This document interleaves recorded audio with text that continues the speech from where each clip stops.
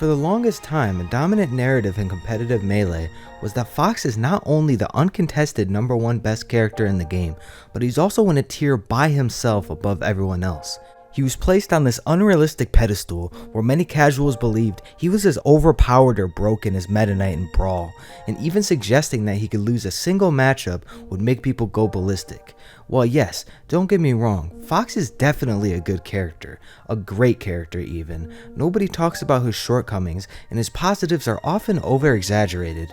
For example, Kira from SSBM Tutorials explained how Fox's Nair isn't nearly as good as you may believe. For being one of Fox's main approach tools, is extremely easy to crouch cancel, gets outranged by countless moves, and often doesn't even follow up into another move. Just in general, he's very susceptible to crouch canceling, and other top tier characters like Falco and Marth just have superior reach overall.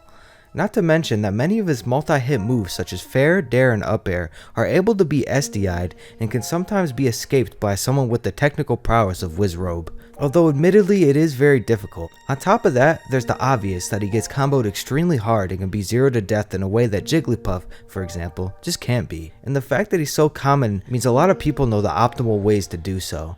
Not to mention the immense physical toll he takes on your hands.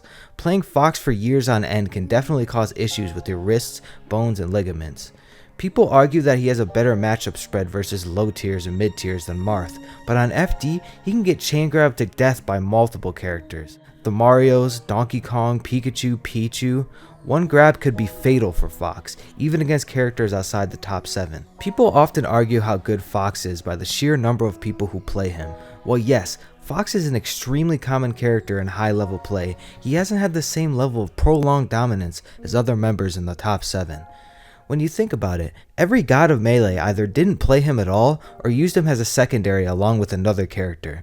The longest stretch of dominance that we've recently seen from a solo Fox main Leffin's summer 2015 run that only lasted a few months, and now even Leffin is picking up Sheik for the Marth matchup. Historically, there have been years where Marth and Puff have dominated by themselves. The truth is, when compared to other top tiers, Fox often requires more physical exertion, stamina, and mechanical skill for the exact same outcome.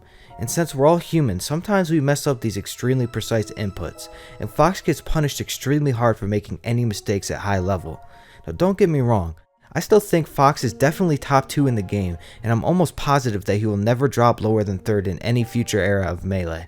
I'm just saying that there's still an argument to be made that Marth could be better than Fox, and he's definitely not good enough to be in a tier by himself. I think as long as stamina and hand problems exist, Fox will struggle to be consistently dominant for long periods of time. That's all for today, thanks for watching.